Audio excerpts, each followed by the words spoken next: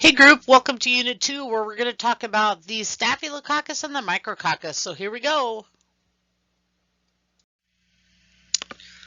All right, so there's two organisms I want to start with. That would be planococcus and micrococcus. We're not going to talk about planococcus too much, just a little bit right now, and then that'll be the last you hear of planococcus. But planococcus is unlikely source of human infections, and there are 9 species, and that's about all you need to know about planococcus. The one that I want to focus on next is micrococcus species. There's actually 2 species, Micrococcus luteus and Micrococcus roseus, and we worked with both of those organisms in Lab 1.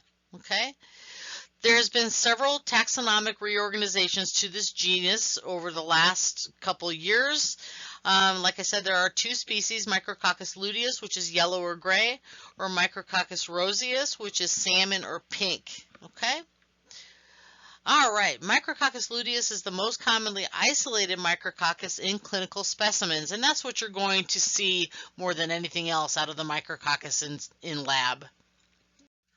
All right, I want to talk about Stomatococcus mucilaginosus, and that has got a new name for this genus. The new name is called Rothia, R-O-T-H-I-A, Rothia genus. It's the only member of the genus Rothia, and it is part of the normal respiratory flora of humans.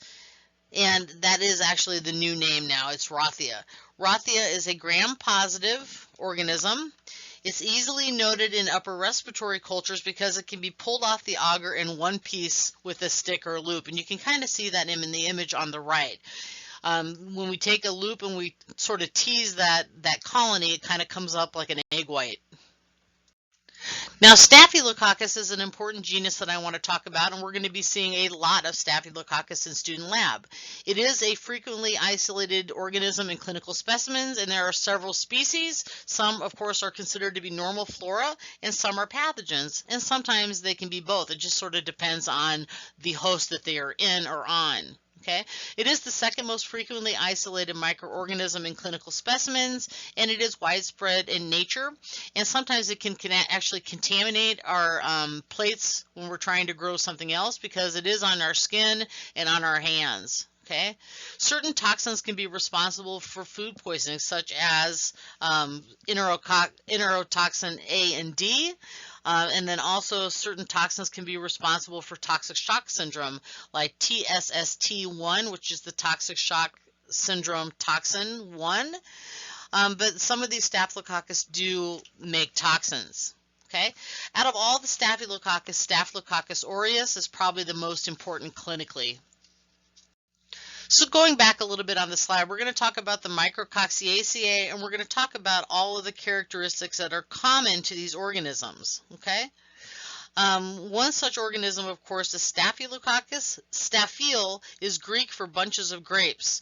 So when you see the word Staphylococcus, it basically means that it gram stains in clusters. Okay, so out of all the Micrococciaceae, some of the characteristics that are common is that they are gram-positive cocci, and sometimes they can be in pairs.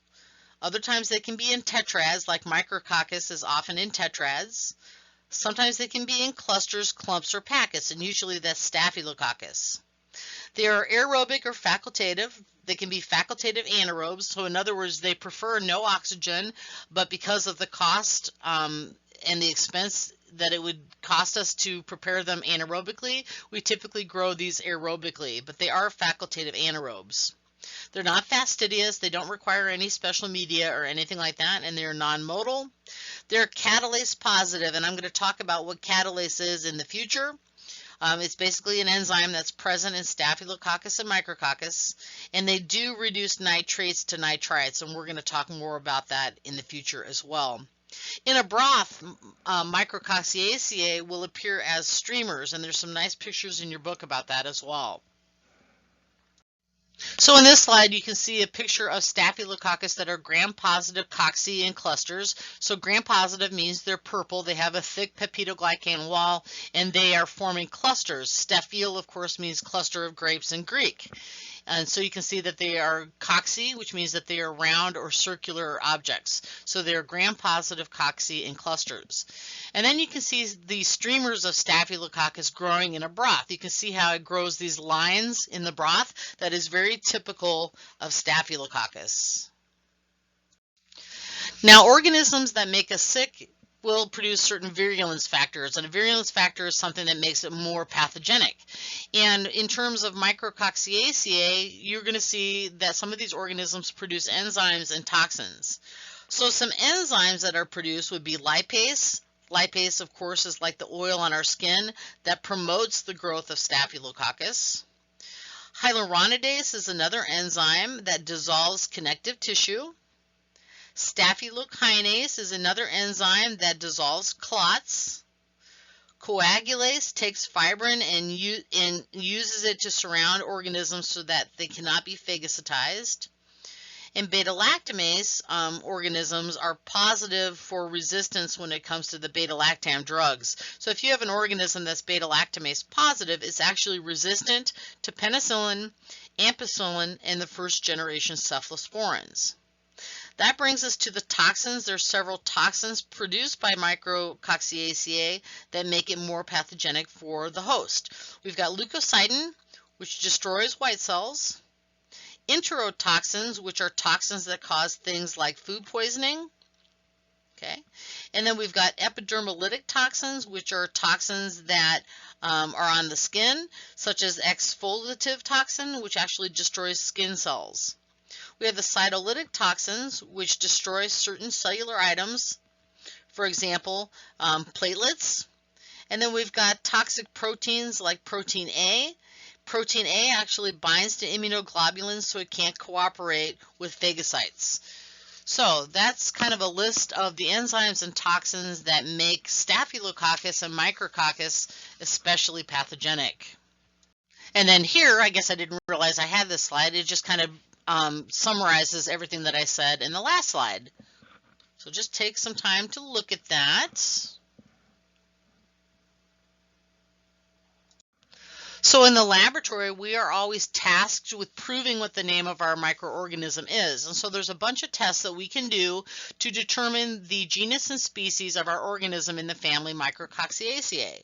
So the tests that we can do are catalase tests, nitrate reduction, glucose fermentation tests, lysostaphin tests, microdase tests.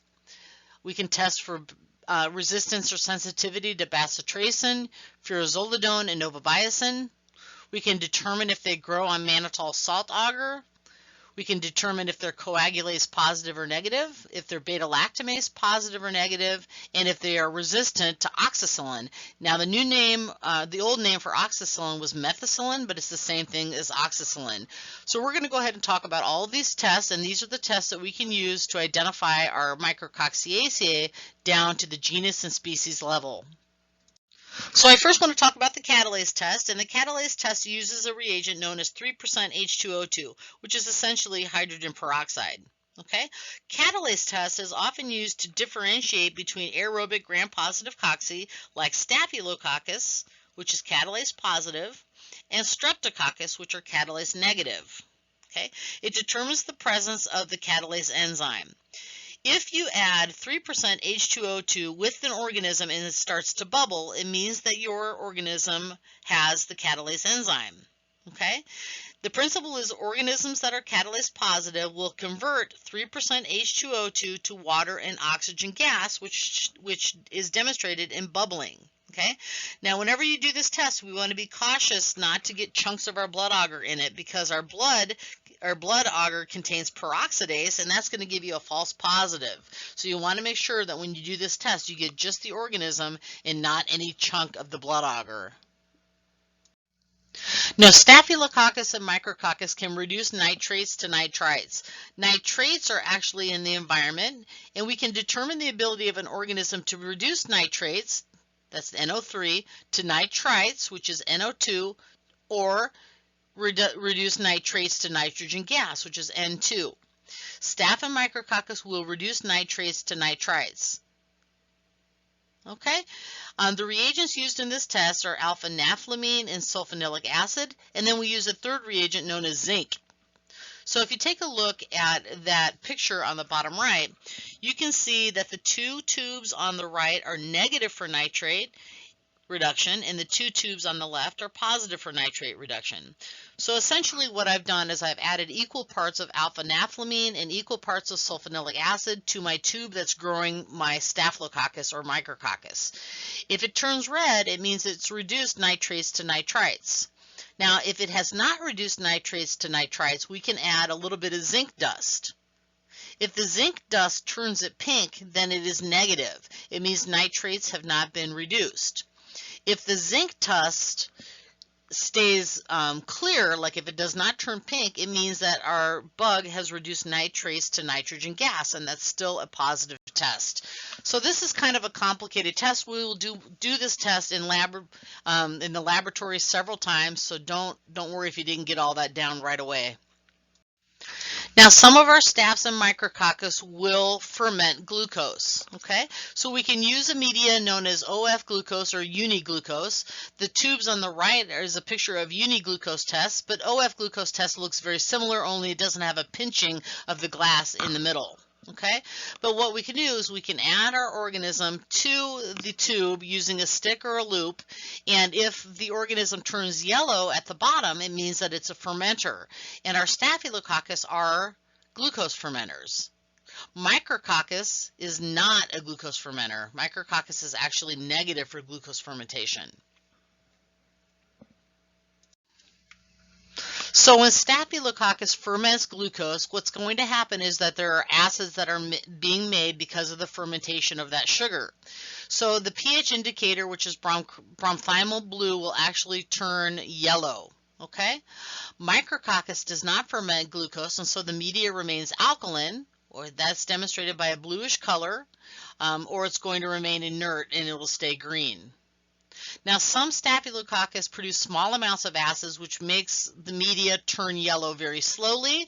So some of these weaker results would be from organisms like Staphylococcus saprophyticus. Okay, so they may require a longer incubation period to get that glucose tube to turn yellow.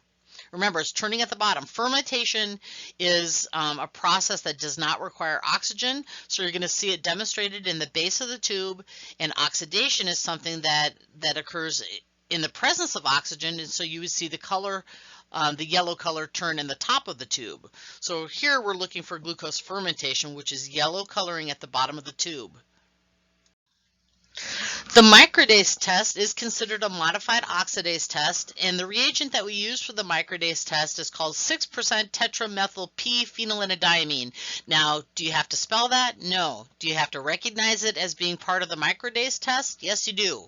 Okay, so what we do in this test is we take a little disc, and this disc is impregnated with 6% tetramethyl p-phenylenediamine. And we take our organism and we actually rub it on the microdase disc. And we don't moisten the disc or anything like that, but then we set a timer for 30 seconds. At the end of 30 seconds, if the disc turns purple, then it's positive.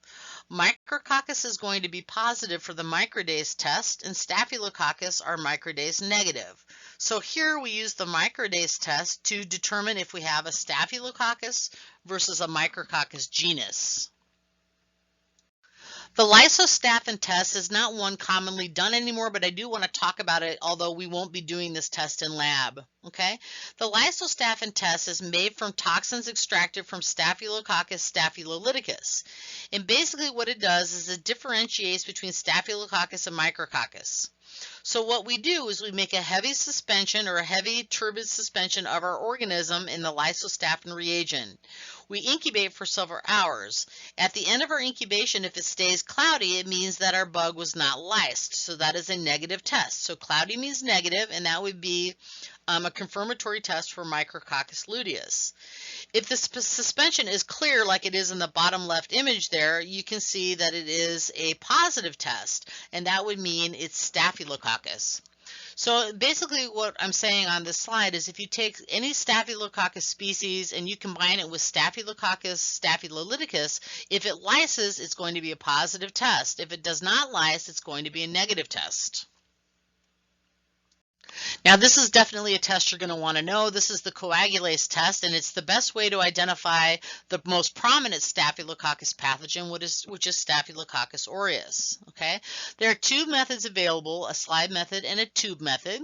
I prefer the tube method, but some of you might prefer the slide method, and we'll do both. Okay, but basically what we have is the coagulase enzyme present in Staphylococcus aureus that has reacting factor and fibrinogen, and it forms a fibrin clot. Okay, clot formation is considered a positive test. So if you add your organism to the coagulase reagent and it clots, that is a positive test. The only organism that's going to be positive for coagulase is Staphylococcus aureus. Okay, and then we have the bound coagulase test, where we have latex agglutination coagulase procedures using latex beads coated with fibrinogen to detect clumping factor. If you have bound coagulase or clumping factor that is attached to bacterial walls, it's going to be positive for the latex agglutination bound coagulase test. Okay, so a fibrin clot is going to be seen with rabid plasma. That is the reagent in the coagulase test for Staphylococcus aureus. 99% of Staph aureus organisms are coag positive, and other species are coag negative. So for all the other species of Staphylococcus, we call those coag negative staphs. And then, of course, Staphylococcus aureus is our coag positive staph. And then, of course, you need to know the reagent for the tube coag test, and the reagent is rabid plasma. So rabid plasma is the reagent for the coagulase test, as it contains coagulase reacting factor. So if you have coagulase reacting factor and coagulase, it forms a visible fibrin clot. We can also use some substances on a disc to determine if we have a Staphylococcus versus a micrococcus genus. Okay, so this next slide I want to talk about is the furazolidone disc. So basically we have a plate of our micrococcus and a plate of our Staphylococcus, and we can actually drop this disc on our plate, then incubate it. At the end of our incubation, if the zone size measures 15 millimeters or greater, then it's got to be a Staphylococcus because they're sensitive to furazolidone. If the size of the zone is 6 to 9 millimeters, then it is considered resistant, and that has to be a micrococcus. So by using the furazolidone disc, we can determine if we have a Staphylococcus genus, which is going to be sensitive, or we have a micrococcus genus, which is going to be resistant to furazolidone. And we're going to be doing this in lab. The bacitracin disc has a couple of applications. It's also known as the A disc because we also use it to identify Streptococcus group A. But we're not talking about that today. Instead, we're talking about the A disc in terms of using it to identify Staphylococcus genus versus micrococcus genus. So Staphylococcus are resistant and they grow right up to the disc, so bacitracin is a disc, and micrococcus is sensitive. So the zone size is going to be greater than 10 millimeters. Okay, so again, we have a plate of our organisms. We put the disc on our plate and incubate it. And if you have a zone size that is very small, it's a Staphylococcus genus. If you have a zone size, a clear zone size that's greater than 10 millimeters, that is going to be sensitive and it's going to be a micrococcus. Novobiocin is a disc that we only use to determine if we have a Staphylococcus saprophyticus versus a Staphylococcus epidermidis. Okay, so Staphylococcus saprophyticus is actually resistant to novobiocin. Okay, so again, we're going to take a plate of our organism and we're going to drop that novobiocin disc. If the zone size is 6 to 12 millimeters, then we're going to say it is resistant and it's going to be a Staphylococcus saprophyticus. If the zone size is greater than 12 millimeters, then it's sensitive and it's Staphylococcus epidermidis. So it is important to speciate Staphylococcus because Staphylococcus saprophyticus is one of the leading causes of urinary tract infections among females of childbearing age. Now, like I said, all of the Staphylococcus that are not Staph aureus are considered coag-negative staphs. So Staphylococcus saprophyticus is one of several coag-negative staphs. Now, mannitol fermentation is something I want to discuss because our Staphylococcus can ferment mannitol, or some of them can, and they will grow in the presence of 7.5% sodium chloride. So mannitol salt agar, also known as MSA, is both selective and differential. It is selective for staphylococcus, and it's differential because we can determine if our organism ferments mannitol or it doesn't.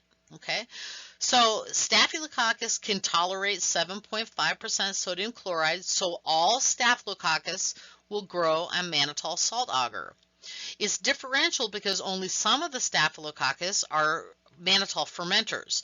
So if our organism turns yellow, it means that it is a mannitol fermenter, and one strong mannitol fermenter is Staphylococcus aureus. If the organism stays pink, then it tolerates salt, but it does not ferment mannitol. So there are some examples of organisms that do not ferment mannitol, and those would be other Staphylococcus species. Now, micrococcus will not grow on mannitol salt agar at all because it cannot tolerate 7.5% sodium chloride. The beta-lactamase test is a test to quickly determine if our organism is sensitive or resistant to ampicillin, penicillin, and the first-generation cephalosporins. It's a disc, and what we do is we take our organism and we smear it on that disc, and then we wait anywhere between 15 and 30 minutes. If the disc changes color depending on the manufacturer of the disc. If it changes color, it means that your organism is resistant to the beta-lactam drugs.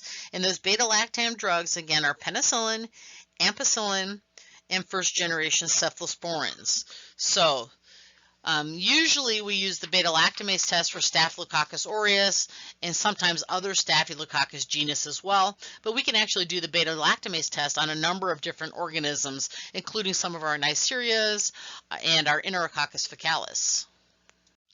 Now, anytime you isolate a Staphylococcus aureus in the lab, we want to make sure that it's not an MRSA. And I'm sure you've all heard of MRSA before. It's a very resistant strain of Staphylococcus aureus. It means that it is methicillin resistant. And methicillin is the old name for oxacillin. Okay, so let's talk a little bit about the timeline of how we've seen methicillin resistance. So in 1944, we saw the first penicillin-resistant organisms. So they invented ampicillin, methicillin, and drugs like that. In 1951, methicillin is invented, and in 1952, we started seeing methicillin resistance already.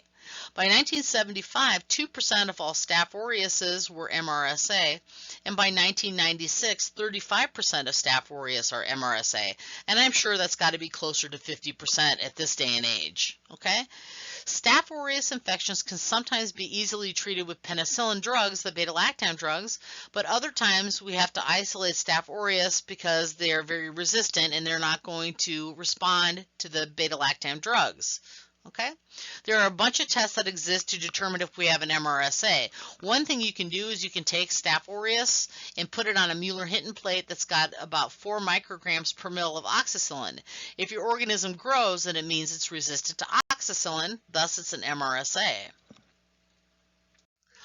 Micrococcus luteus is normally insignificant, and you see it quite a bit in places like the upper respiratory tract or on your skin. Okay, they look pretty dull. They don't look damp or wet at all, and they are normal skin flora. Most strains are yellow or gray, and they are slow growers.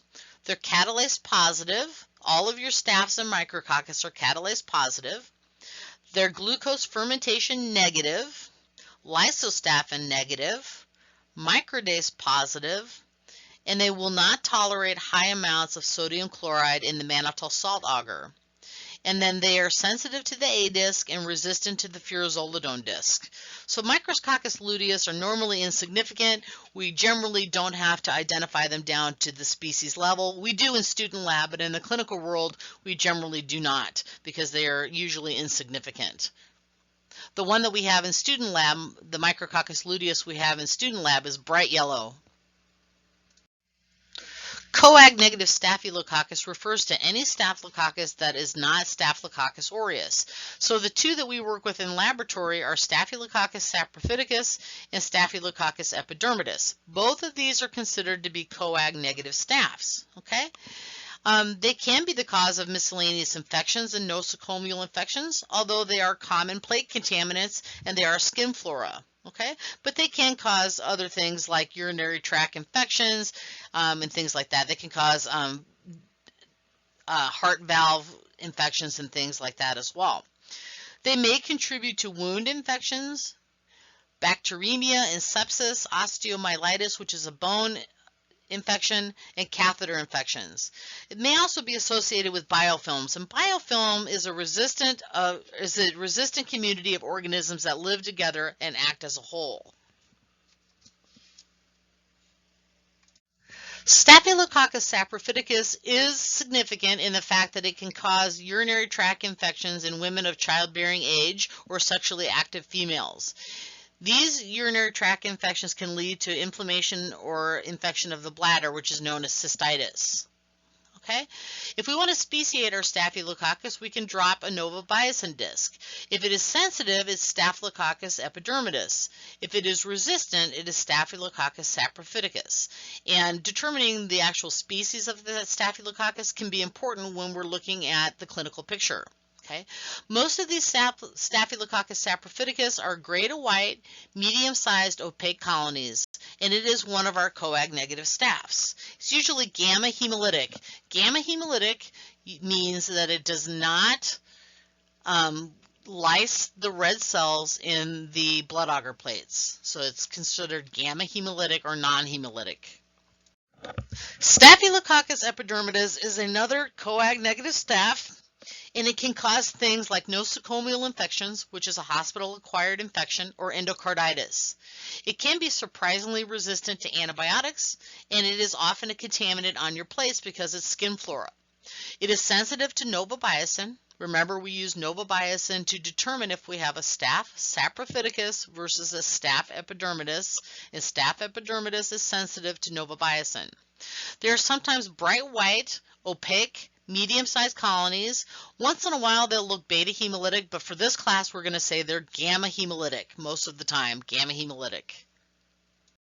Stomatococcus, the new word from Stomatococcus is Rothia, and it's part of the normal upper respiratory flora.